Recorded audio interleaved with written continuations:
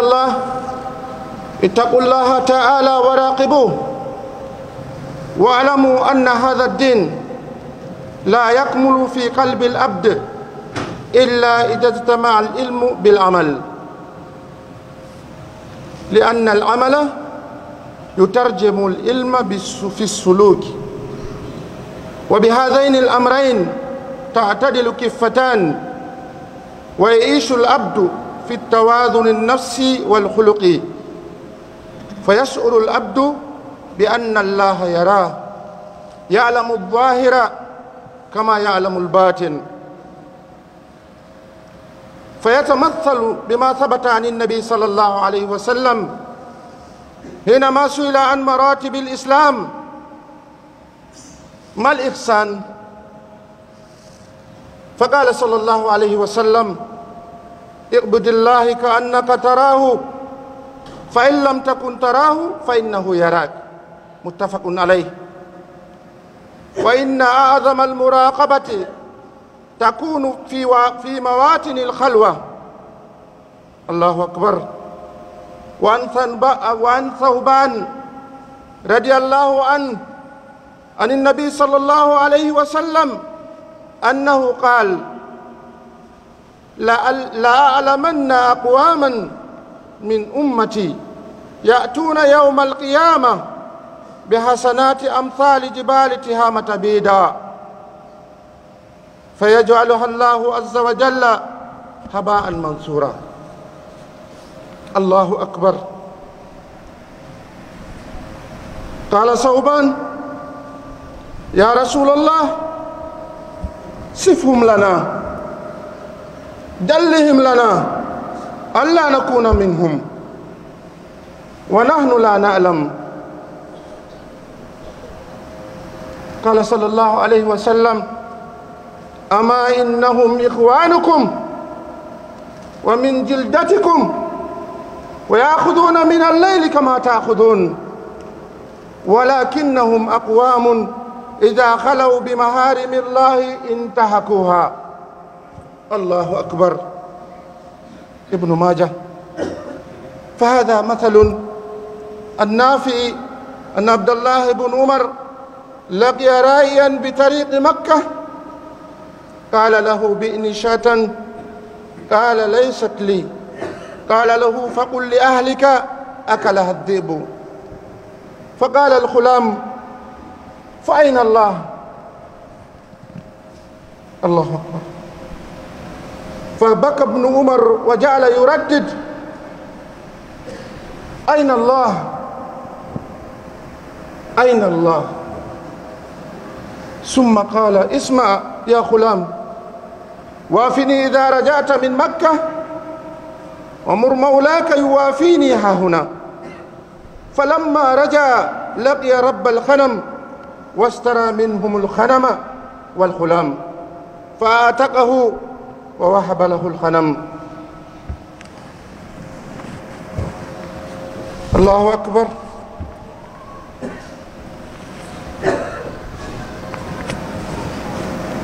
ويتقول الله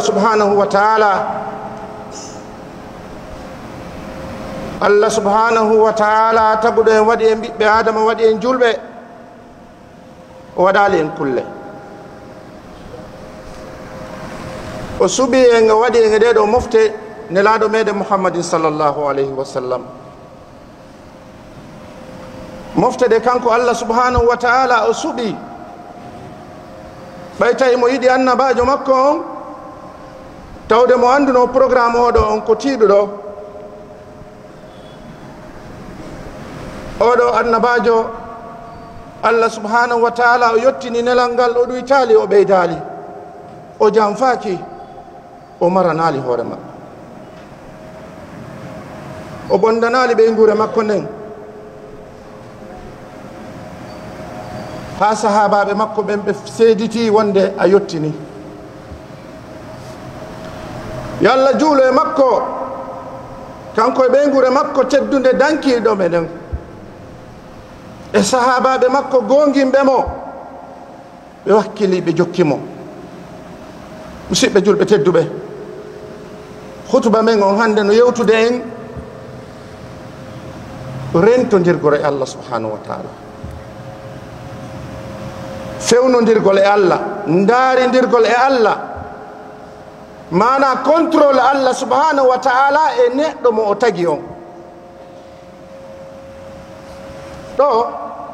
o supervision ɗo ko Allah tigi woni wadde ɗum e ɓe o tagi ɓen, tawde noon eɗen gandi Allah subhanahu wa taala no jippini malaika ko wonda e neɗɗo be mo meɗen ɗo. kono muraqabatillah ko dardu wondugol e Allah subhanahu wa taala har ɗon fewnodiri. rentoɗen e Allah subhanahu wa taala o mo torondirten e sabu mum. mi jeydirima fi Allah, yafolan okkoran fi Allah, wallan fi Allah, ɗowtan fi Allah, wota sokan fi Allah, wota lettan fi Allah, wota bonoyan fi Allah. e moƴƴagol kadi e jomiraɓe jeydugol ka ɓattodiral ka ƴiƴam. sabu honɗum Allah subhanahu wa taala himo renti en, kono e jeyaɓe Allah subhanahu wa taala rentodiren e Allah subhanahu wa taala, anden kaɗo dina l'islam ka timmata e ɓernde neɗɗo on julɗo on haaɗi ɗo piiji ɗiɗi hawtodira: gandal ngal e gollal ngal. sabu honɗum ko ngal ɗo gollal tafsirata firata, ko ngal ɗo traduisata ngal ɗo gandal neɗɗo on mo jangi on. ko ɗum waɗi sa yi golle neɗɗo ande kon ɗum o jangi, gikku makko ngun no kadi no hollama ko honɗum o jangi. sabu ɗiɗo piiji ɗiɗi, ngal ɗo gandal e ɗeɗo golle ɗe fotodiray e beɗi ɗin ɗiɗi, ka peesirgal, ka balance, ha o neɗɗo o wura o anda wonde mannan wonki makko kin e gikku makko ngun no peesidirde. on say o sowa o anda hon ɗum wonde Allah subhanahu wa taala no rentimo, o anda no on ɗum wonde Allah subhanahu wa taala no rentimo e kene e gunɗo. Allah subhanahu wa taala ko kanko addi jemma e ñalorma, kono kanko ɗum alanamo. Allah subhanahu wa taala jemma e ñalorma no fotanamo e hoore neɗɗanki mo tagi on. an oɗo neɗɗo si a sikki ko si jemmi si suuɗoɗa Allah wano suuɗortoɗa noon yimɓe ɓen a falji. Allah subhanahu wa taala himo rentuma e nokku kala ka wonɗa e none kala no wonirɗa, imma ko e dewal wonɗa, imma ko e yeddugol mo. Allah no rentuma himo sutima. haray ɓay non andi ɗum Allah no rentuma himo sutima mo andi ko wonɗa wadde ko musidɗo julɗo wattu yiili. ko ɗum waɗi on tigi baadinora honɗum o gikkunora ko ƴetta kon ene laaɗo sallllahu alayhi wa sallam. fewde o seydna jibril alayhi salatu wassalam arno e makko, o wonti mbaadi neɗɗo, o tooli tan ko rasulu sallllahu alayhi wa sallam, o ƴetti juuɗe makko ɗen o fayi ka hoore buse makko, o inni nelaaɗo akhbirni anil islam. nelaaɗo sallllahu alayhi wa sallam ɓe maaki honɗum, oɗo l'islam, al islam an tashhada an la ilaha illa allah wa anna muhammadan rasulullah wa tuqima as-salah wa tu'ti az-zakah wa sawma ramadan wa hajjul bayti llahi al-haram. hadha al-islam. jibril wi sadaqta, a woli gonga, on sayi oɗo jibril o wi nelaɗo akhbirni anil iman. nelaɗo sallallahu alaihi wasallam ɓe maki al iman an tumina billah wa malaikatihi wa kutubihi wa rusulihi wa tu'mina bil qadar khayrihi wa sharrihi. قال جبريل صدقت. ثم قال جبريل أخبرني عن الإحسان. on sayi o landimo kadi ɓawo ɓay landike mo ko honɗum woni l'islam, ko honɗum woni iman, o landimo kadi ko honɗum woni ihsan. oɗo wi an tabuda allaha ka annaka tara fa in lam takun tara fa innahu yaraka. jibril landimo ko honɗum woni islam, ko seeditagal wonde allah ko goto, nelaɗo ko jeyaɗo makko ko annabajo makko.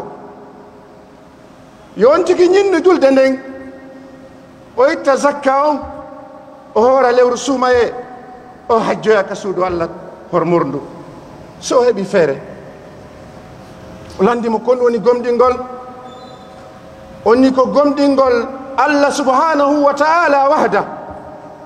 gomɗina allah hara wattidali moye goɗɗo, gomɗina malaikaɓe makko ɓe o jippini ɓen fof, gomɗina annabaɓe makko ɓen fof, gomɗina defte makko ɗen fof, gomɗina koddiriye makko on no ardi wo, sharrihi ay khayrihi wa sharrihi. so ardi e nema alhamdulillah qaddara allahu ma sha'a fa'al. bil aks so ardi e tana accident ji pankareji, angal ko ñaame, angal ko waale, angal heɓugol ko yoɓe location, angal ko heɓa ko yoɓana ɓiɓɓe mum l'école, ñande wono raɗa e location, ɓiɓɓe mum waalo maaya, woɓɓe sonnaɓe mum acca ɗo yaha, woɓɓe acca ɗo yumma mum e ben mum, woɓɓe yumma mum e ben mum acca ɗum ɗo, khayrihi wa sharrihi. haza qadallahu wa qadar. jaɓa ɗum ɗo sarahatan, jaɓa wonde manna ko allah subhanahu wa ta'ala waɗi kon ko ɗum hani waɗugol, weltoroɗa ɗum kadi musidɗo julɗo teddol. ko ɗum ɗo woni iman billah. o landi al ihsan, kon woni moƴƴingol, oni ko rewgol allah subhanahu wa ta'ala an tabuda allah ka annaka tara, rewa allah wasi tawiɗa suti allah subhanahu wa ta'ala, fa in lam takun tara, sa andi a sutakimo fa innahu yaraka. ya abdallah, andu allah no sutima musidɗo. sa ari juulugol ɗo ɗamari husu, a timmina e fatiha, a timmina e simore ko jangata kon hoore mum, ɓay jama on no sutima. kono sa hewtiti kama, si tawi a juulay, sa heɓu no wagutu ka juulirde jama, tawi ko juuluɗon ɗum ko 10 minutes, kama ko 1 minute heɓata. ayna alkhusu fa ayna allah ya abdallah. honto allah, allah mo wonnoɗa rewde on ka juulirde jama'a, ayna huwa, ko honto allah woni antuge makko. fa in lam takun tara fa innahu yarak. sa andi a sutakimo, kanko mo sutima. haza al ihsan wa darajatul a'la, hada maratibu din.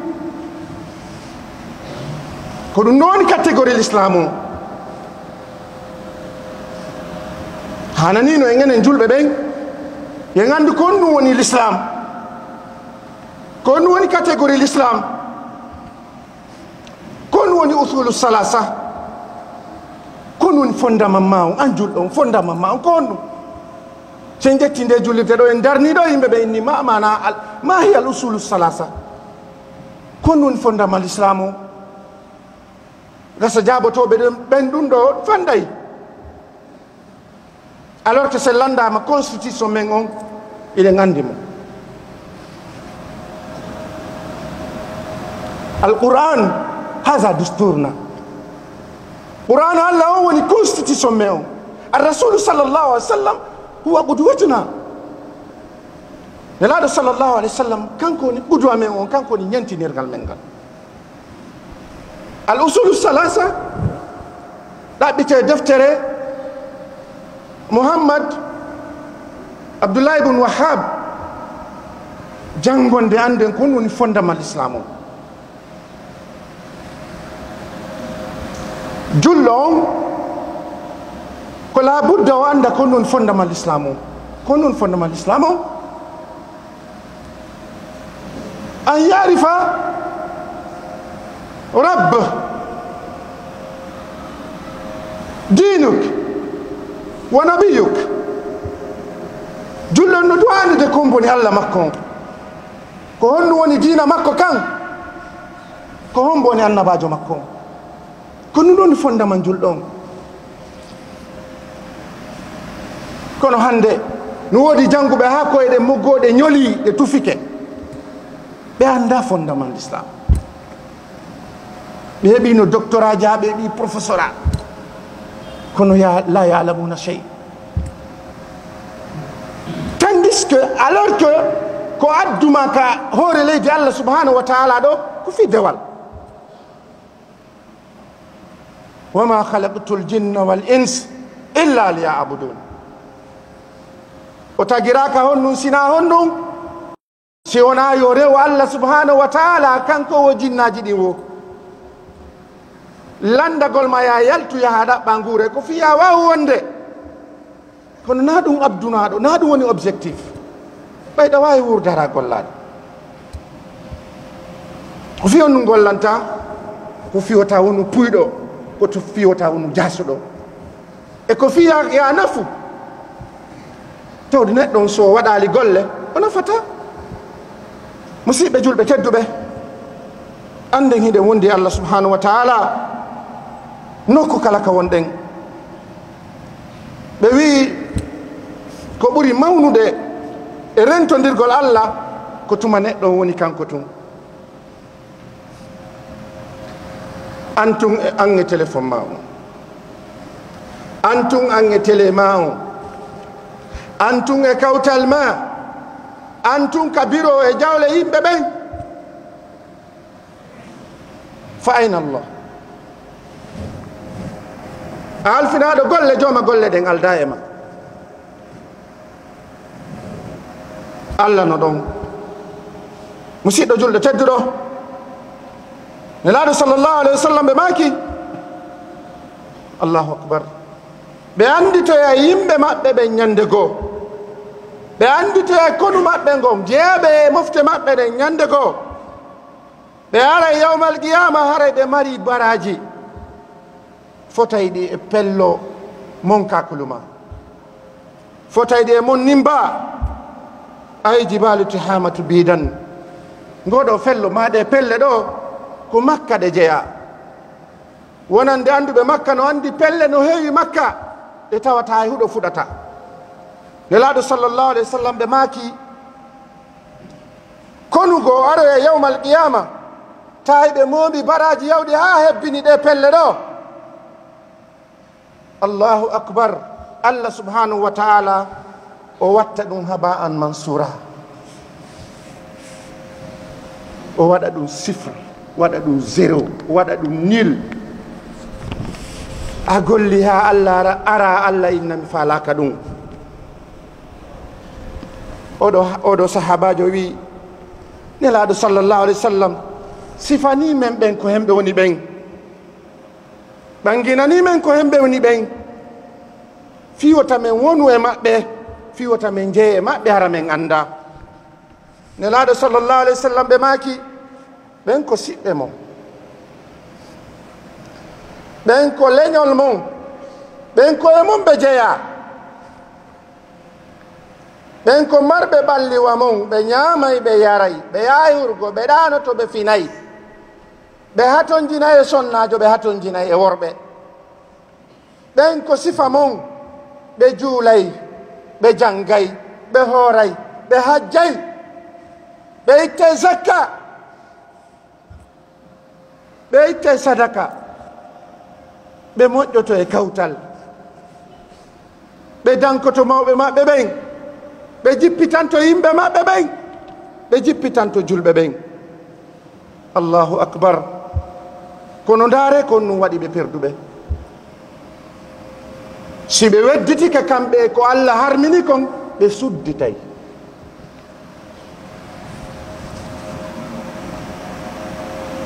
si ɓe weddodi e ko Allah harmini kon ɓe memay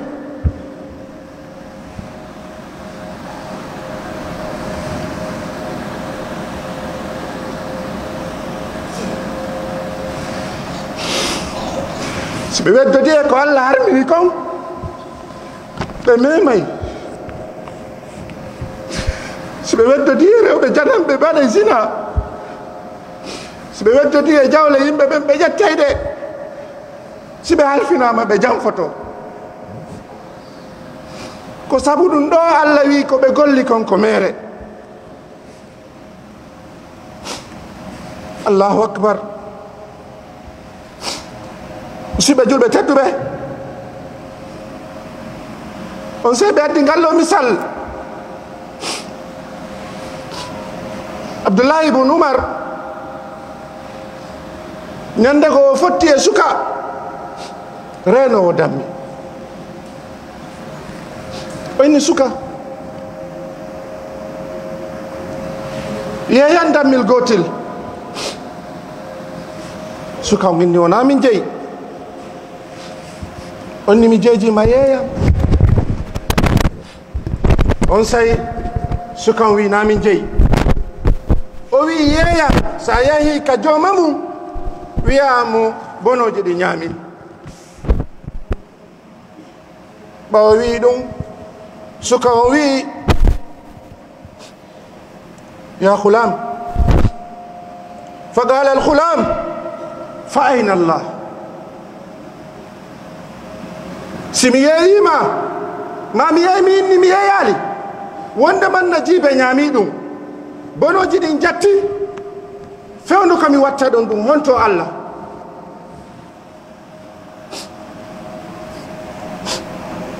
on say ibnu Umar o wulli o lutti fillagol ayna Allah honto Allah woni kanko ibnu Umar woni wolde ɗum honto Allah o fesi o inni suka o ya ghulam aru yida e an sa wi Makka haalana jooma dammiɗin on fof yon aru yiden ɓay suka on yahi Makka ɓe arti Madina ɓe tawi ibnu Umar Abdullah ibnu Umar o ardi e jooma dammi ɗin o wi hino ko ɗo jeyi dammi ɗin a wino yo min aru yiden on sayi Abdullah ibnu Umar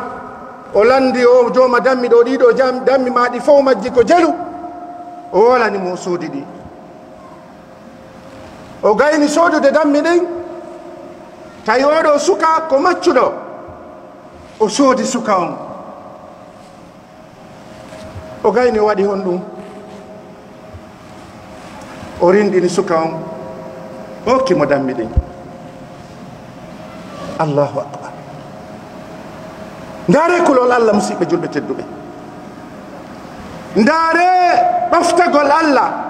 ndaare andugol Allah no renuma hande hiɗen andi ko ndu wuruɗen si neɗɗo o wedditike ko ɗon o waɗata bone woɓɓe no wondi e meɗen ka julirɗe fana yalan sara futuro e gueƴe koynen si woni 21h 22h ko kamɓe e woɓɓe ka boîte de nuit ka discothèque ji ka sabar ji ka pooɗa ka harmi ɗon ka beere yarete ka sina waɗete ka Allah yeddete ko kamɓe wonduno e men futuro geeƴe subaka alansara fana jemma on ko kamɓe woɓɓe wondi fa ayna Allah honto Allah musidɓe julɓe tedduɓe anden golleji ɗi wonde wadde ɗin Allah subhanahu wa taala no reeni en wota en sikku goɗɗo rena en الله سبحانه وتعالى نورين وأقول قولي هذا واستغفر الله لي ولكم فاستغفروه إنه هو الغفور الرحيم أشهد أن لا إله إلا الله وحده لا شريك له وأشهد أن سيدنا محمدا عبده ورسوله صلى الله عليه وعلى آله وأصحابه ومن والاه عباد الله يقول الله سبحانه ألم يعلم بأن الله يرى فأين الله يا من تقضي بالظلم فأين الله يا من تخس الأمانات فأين الله يا من تأكل الربا وتخس في السلي فأين الله يا من ترشي وتسرق أموال الدولة الله أكبر فأين الله أيها الطبيب فأين الله أيها الأصحاب الهرف والمهن فألم أن من حفظ حدود الله وراءه أوغه حفظه الله وأن المراقبة هي درجة الإحسان ودرجة الأعلى قال الله عز وجل ولا تفسدوا في الأرض بعد إصلاحها وادعوه خوفا وطمعا إن رحمة الله قريب من المحسنين مصيبة جلبة تدبه وهو يتقول الله جرنمو wadugol en julɓe waɗa e ɓiɓɓe adama arsika en nde ɗo ñalande hande kadi musidɓe julɓe tedduɓe tuuɓe ruttoɗen ka Allah subhanahu wa taala lawaki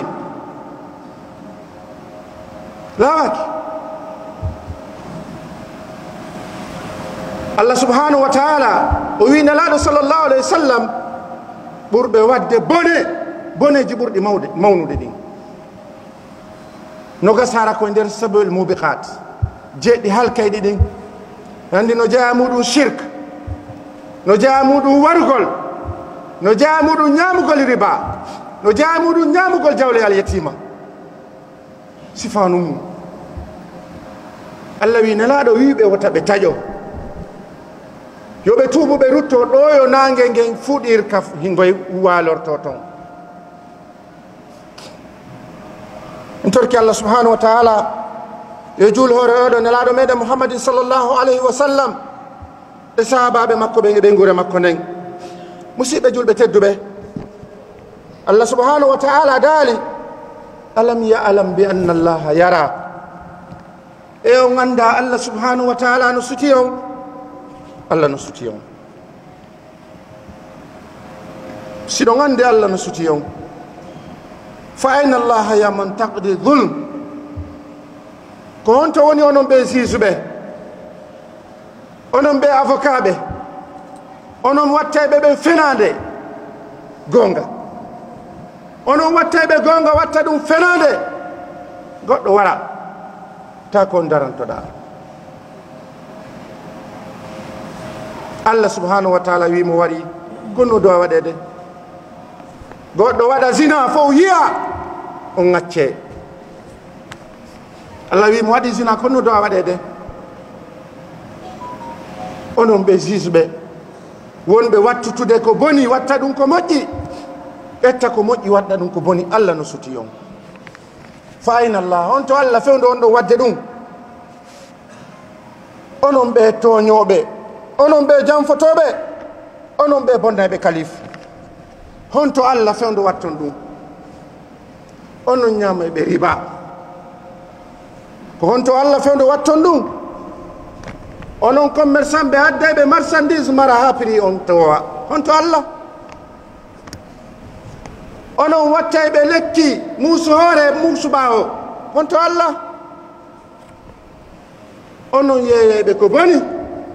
inna koko moƴƴi honto Allah onon halfinaɓe jawle leydi ndin onon ministre ɓe onon conseiller ɓe onon directeur ɓe onon chef de quartier onon chef district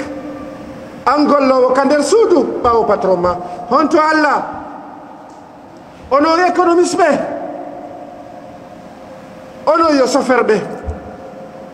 ko onon yo ouvrier ɓe fa'in Allah honto Allah fewndo ka watta golle maɗen honto Allah travaux je ɗen fof bonino jawle no itta fi mum fa'in Allah honto jawle ko fof hawti kon fa'in Allah musidɓe honto Allah woni kono yo telaɓe kono yo suudarɓe kono yo maçon ɓe kono yo ferrailleur ɓe fa'in Allah honto Allah fewno ka watta golle maɗen honto Allah ko haldiɗaɗa kon yalle a timmini fa'in Allah Allah subhanahu wa ta'ala e konngol nelaɗo sallllahu alayhi wa sallam yen andu kala wo renuɗo keeri Allah ɗin keeri sariyaji Allah ɗin o reeni haqqeji Allah ɗin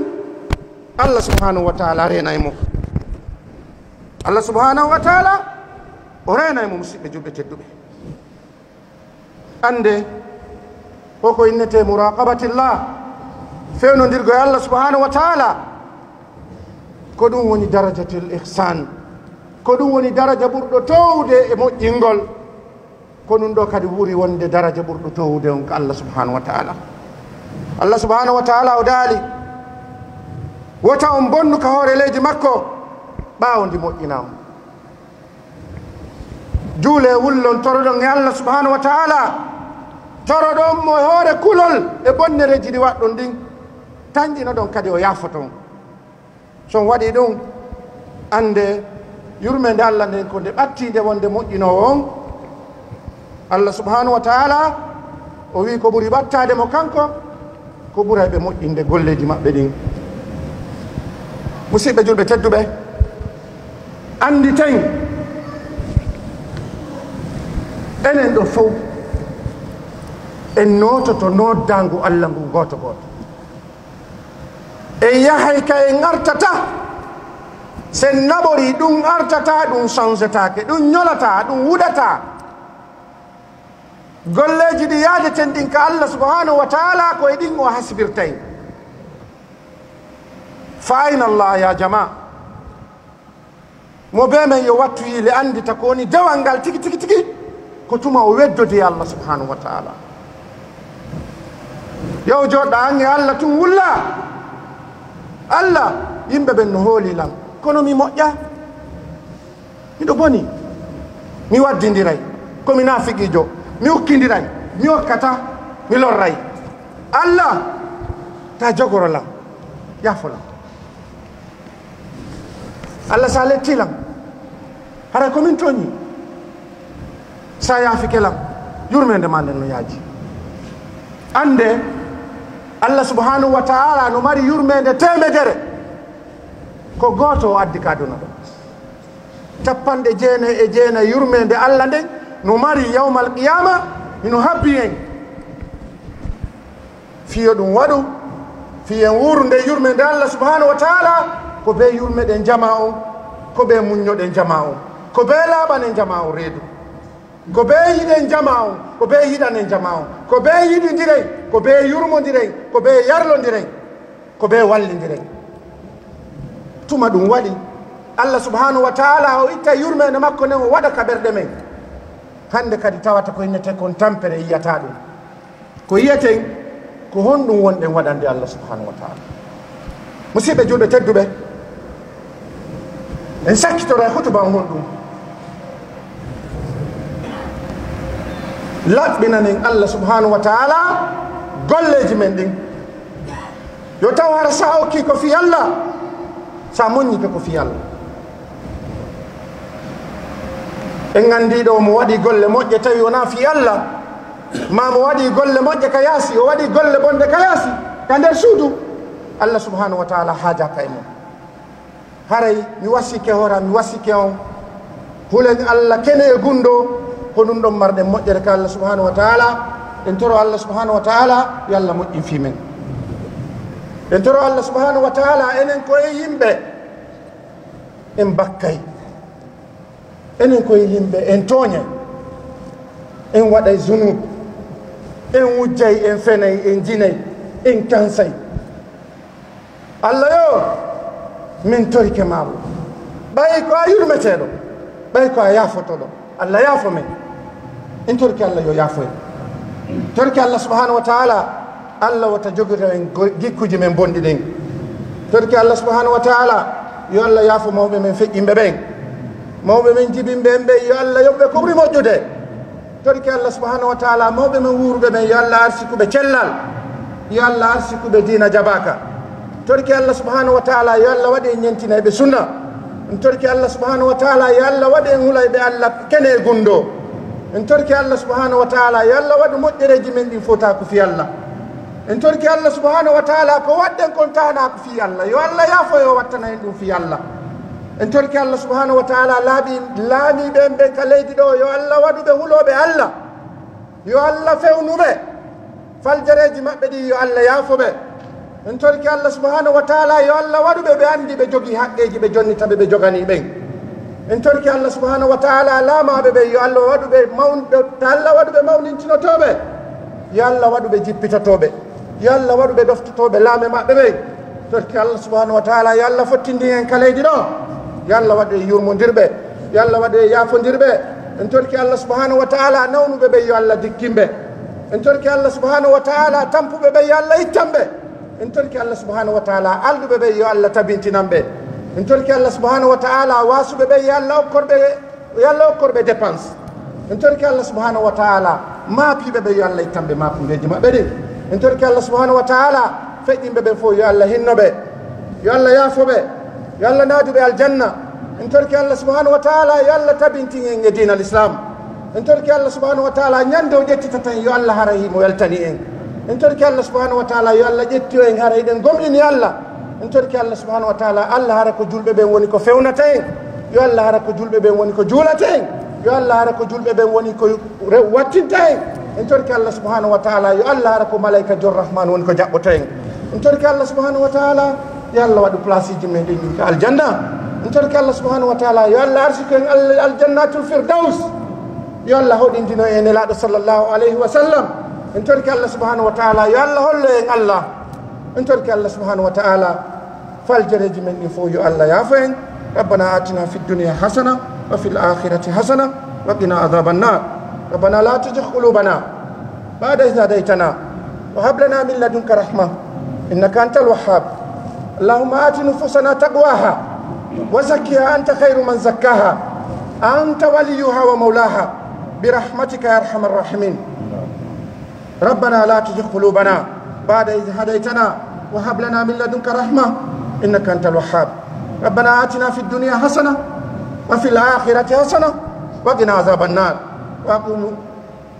واستغفر الله لي ولكم سبحان ربك رب العزة عما يصفون وسلام على المرسلين وآخر دعوانا الحمد لله رب العالمين قوموا إلى صلاتكم يرحمكم الله.